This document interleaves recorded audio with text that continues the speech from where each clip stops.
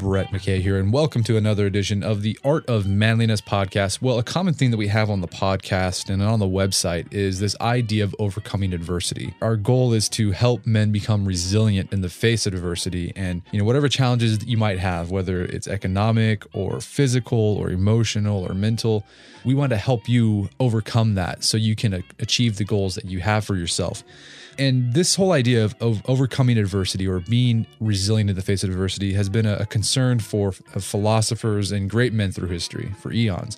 And a group of men that really took this matter to heart were the Stoic philosophers of ancient Greece and Rome, where they developed a whole philosophy and ethic on how to remain calm and in control, even when things are just going to pot around you. The Stoic philosophy has been popular amongst just great men from history, founding fathers. Many of them were students of Stoic philosophy.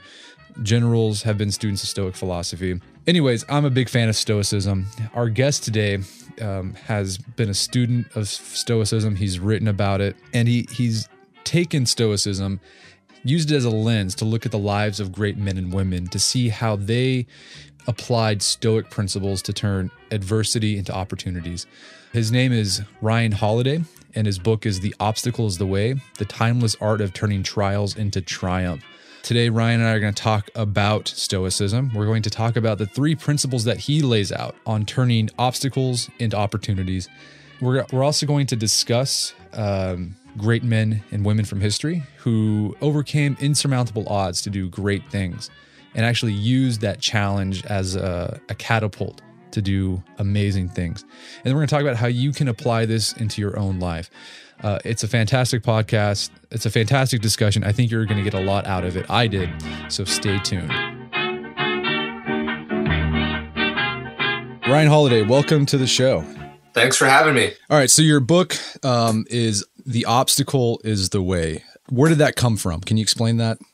Yeah, so I mean, there's a Zen saying the obstacle is the path, right? Which I'd heard before, and for me, so the book is rooted and based in the Roman philosophy of Stoicism, and there's a quote from Marcus Aurelius where he says, the impediment to action advances action; what stands in the way becomes the way. And I'd seen in a different translation where they said the obstacle becomes the way. And so it was this moment where I realized that like Eastern and Western philosophy were both saying the exact same thing, which to me means it's some sort of eternal truth, right? And so I really like that phrase. It really stuck with me. I think I'm actually going to get it tattooed on my arm this weekend. But the idea was the things that we think are holding us back, or every time we think there's some problem, it's actually like an opportunity to do something different, but it's an opportunity to make things better, right?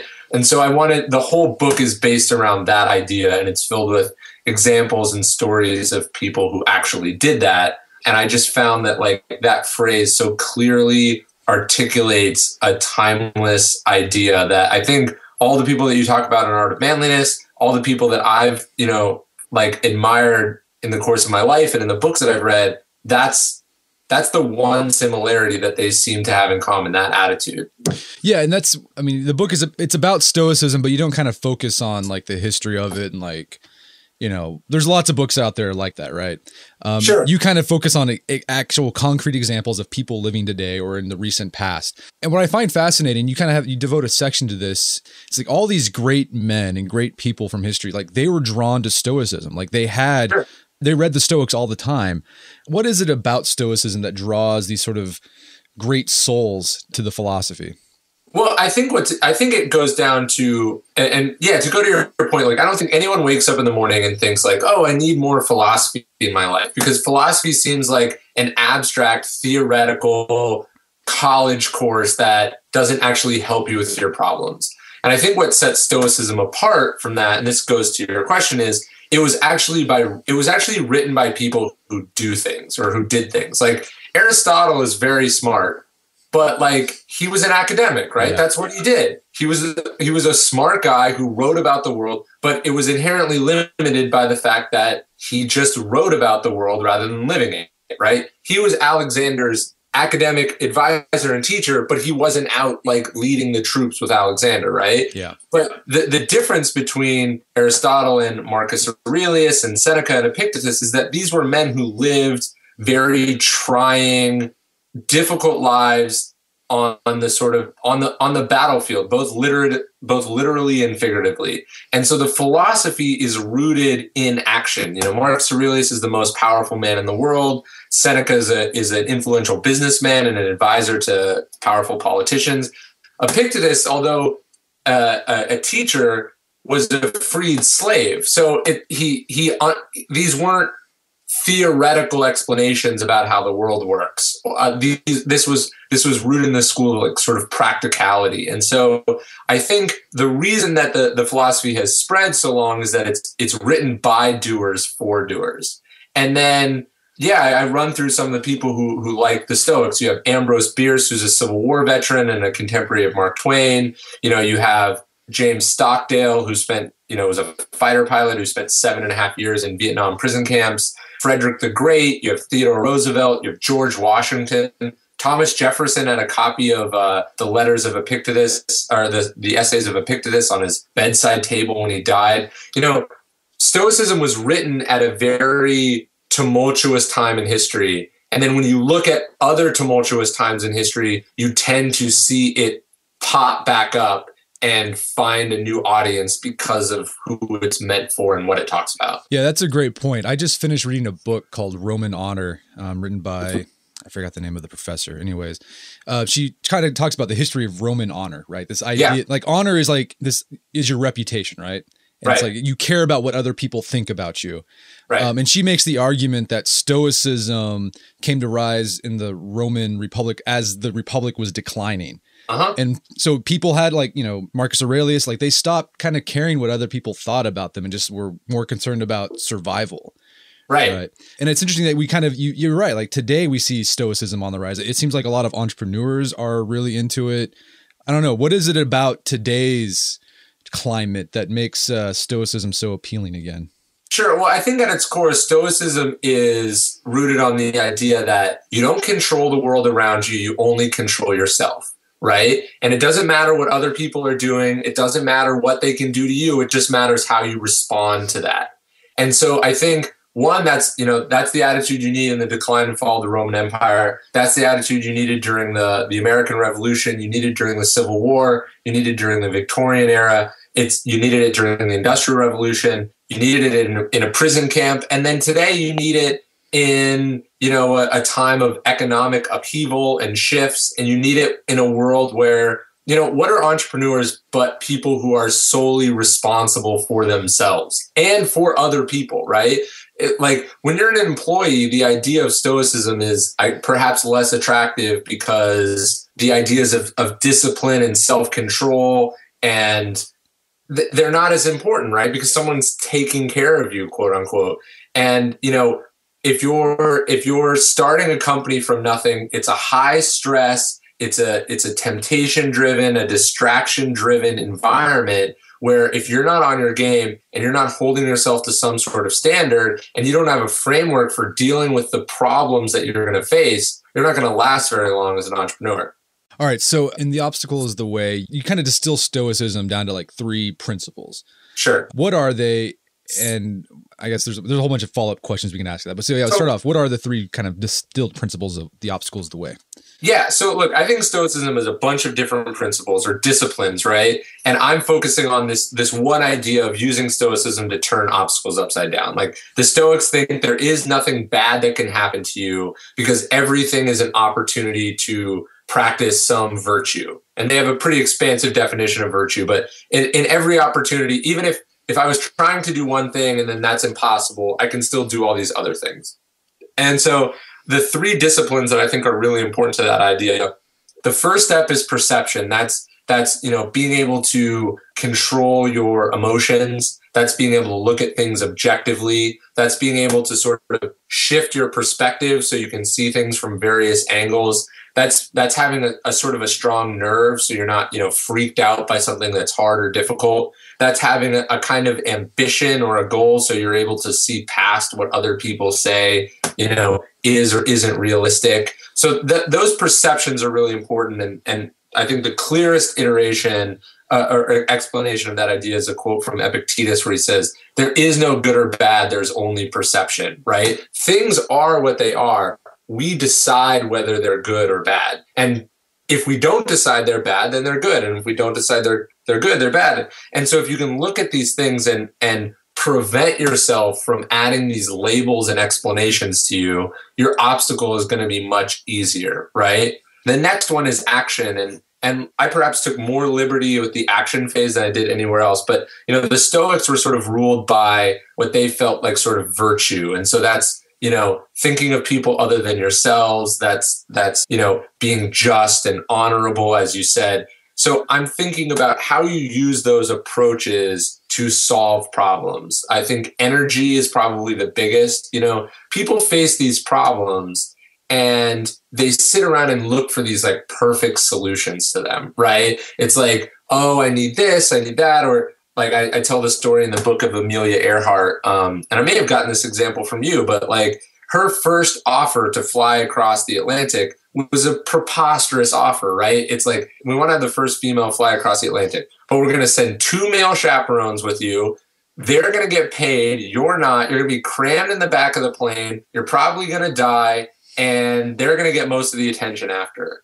And like, to me, that's very analogous to, I'm sure a lot of people that who graduated from college recently, and then they moved back in with their parents because they didn't get the perfect job offer that they felt that they were entitled to, right? That's not what a Stoic does. A Stoic takes what they're given as a given and works on it from there. So I think the action section is very much about, creativity. It's about pragmatism. It's about persistence. There's some military strategy in there where I talk about, attacking from the flanks rather than head on, not having strength go against strength. And then the final one is the discipline of the will.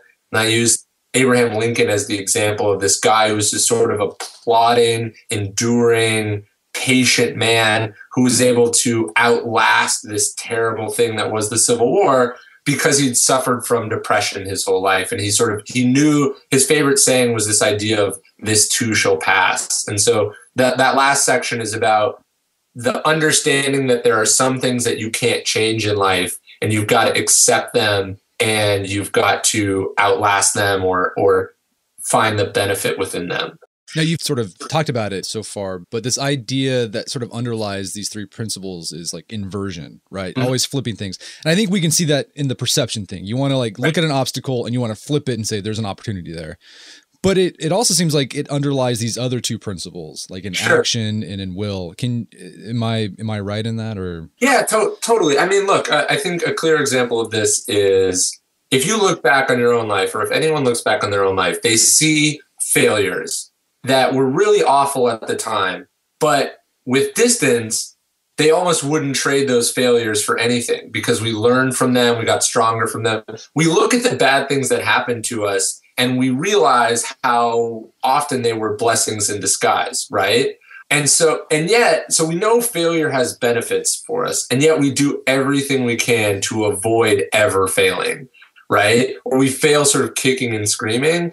And so like one of the things I'm talking about is this more iterative approach. Instead of trying to perfect everything in the lab, which is what you think you need to do to be perfect and prevent bad things from ever happening, in fact, you want to be more fluid and iterative so you're failing on purpose and you're learning from them. So it's like, how can you take the worst things in life, whether it's failure, and find an advantage of it? I have a chapter in there on sort of meditating on your own mortality.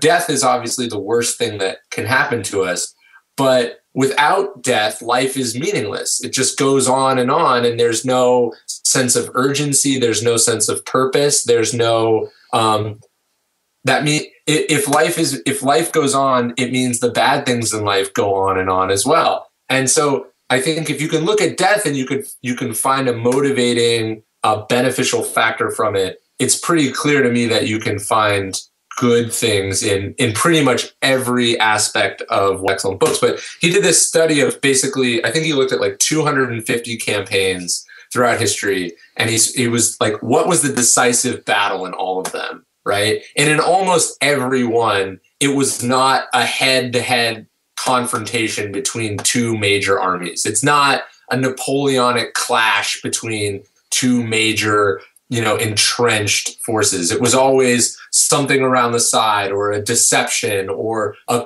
quick maneuver that caught someone off guard, right? Like the most decisive battle of the Revolutionary War was George Washington crossing the Delaware on Christmas Day to attack troops that might have been drunk, right? And yet, when if you're starting if someone else wanted to start a site about manliness, that's probably not a good idea. If you want the male demographic, don't start another site where you have an entrenched competitor who owns a niche, right? Sure. You want to find the areas where the strong are weak and you are strong, and that's where you did it. That's where you attack. Like, force doesn't go against force. And when you look at some of the most powerful, effective movements in history, whether it's the civil rights movement, whether it's Gandhi, or militarily, it's the Russians versus Napoleon and then against the Germans, they just retreated into the interior and they let this main army sort of dissipate all its energy until they realized that they'd walked into a trap, right? Yeah. And so that idea of passive resistance or almost a jujitsu move, I think is highly underrated. And it's underrated and underutilized because it's not as exciting and it doesn't feel as manly. But if it works, right? Yeah, exactly. It's pragmatic. And like the Stoics are just all about, if it works, that's what we're going to do. Totally. All right. So one thing I love about this book is there's so many, you go to history and you find examples, like concrete examples of where these principles applied. I mean, I love that. And that's what we do on The Art of Manliness. We try to do. Was there a particular instance or example that really called out to you personally? Yeah. So and that's what I try to do is I don't want to just tell people that this stuff is good. I want to show examples. And I learned this from Robert Greene, who wrote the 48 Laws of Power. He's my mentor. And he sort of showed me that the best way to make a point is to tell it in a story. So that's what I wanted to do. You can just read the original books if you want the theory. If you want examples, like that's why I wrote this book. Two favorites. I think one of my favorites I actually got from you. For people who don't know, I called Brett when I was thinking about writing this book, and I was like, who are your favorite people in history that overcame obstacles that I should look at? And ironically, he gave me a female example. He gave me Laura Ingalls Wilder, who you think of as this, like she wrote these books about the prairie, but she lived the life that she's talking about in the book. And if you look at it on paper, that life was terrible, right? Like, who wants to live in like the backwoods of Florida, then like the prairies of Kansas in a grass hut? Like, that would be awful, right? But she loved it. Like, she saw it as this adventure. And I have a quote from her in the book where she says, "There's good in everything if you look for it," which is actually, a very Stoic idea. Shakespeare has a similar line where he says, "Nothing good or bad, but thinking makes it so." And so this idea of this little woman, which I guess is funny, but this little woman, just seeing all this adversity as an adventure, and that switch, turning it from awful to amazing. And that's why it's enthralled all these, kids and readers for 100 years now, I think is really great. And I love that story. Two of my favorites, I tell the story of Demosthenes, who is the Athenian orator, who a lot of people didn't know before he became this powerful, speaker who could mobilize the Athenian army against Philip of Macedon, was a crippled boy with a stutter whose parents died, and then his guardian stole everything from him. And it's almost like a movie montage. Like he overcame his stutter by like filling his mouth with rocks and then talking through them and shouting through the wind until he developed these strong lungs. And then at one point built an underground study and shaved his head, half of his head, so he'd be too embarrassed to go outside. And so it's like, this terrible thing happened to him. He was, his trust was violated as a child. He was born disabled. And yet it was precisely those events that made him who he ultimately was. And it was in the course of righting those wrongs that he developed his reputation as a speaker and eventually became a politician and this great influential figure. So I really like that. Ulysses S. Grant, who I think is criminally underrated in history as a thinker and a strategist and a man. He wasn't a great president, but whatever. John D. Rockefeller is one of my favorites. Amelia Earhart was great. And then Erwin Rommel, I think, is obviously a controversial figure, but was really interesting and fascinating as a strategist. Yeah, those are all great examples. Just so much you can learn from those people. Was there one you liked? Well, of course, I love Teddy Roosevelt. Me too. And I love the Demosthenes one. That was, his story is just fascinating. And then what was the other one that I? Well, the hurricane, right? That was a great one. I think that's a perfect example of living like the obstacle is the way. Like you just decide, I'm not going to be a prisoner. I might be in prison, but I'm not. I'm not. You're not going to treat me as a prisoner.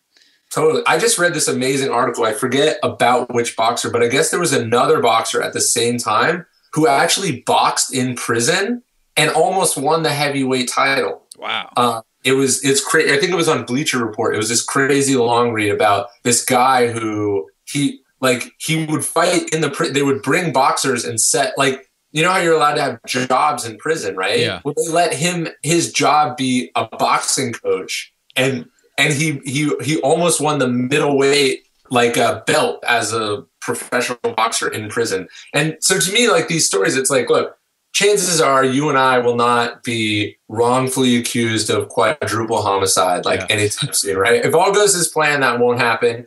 But at the same time, it surely wasn't Hurricane Carter's plan either, right? But if they can wait out, a 20-year prison sentence and somehow come out not just not worse off, but better off, I'm pretty sure your deadline getting moved up or you getting laid off from a job or, the economy tanking, these are not nearly as catastrophic of events as we're telling ourselves right now because that's how they feel. Yeah. Well, here's a question I have. As I was reading this, you read these examples from history and the obstacles that these people face were tough stuff like war, sure, famine, death, harsh weather, whatever, poverty. And it's sort of counterintuitive. I've encountered physically hard things in my life and sure, tragedies in my life. But for some weird reason, it was hard, but it seemed easier to overcome than some of those more intangible and internal problems in your head. Sure. Do you agree with that? And if so, why do you think that is? Why is it easier to confront a physical challenge or a tragedy than it is sort of the daily grind of life? Sure. Well, I wonder if part of it is biologically we're designed to, it's more imperative that we survive those than the other problems, right? Your genes don't care if you're as happy as much as they care that you just don't die. You know what I mean? Yeah.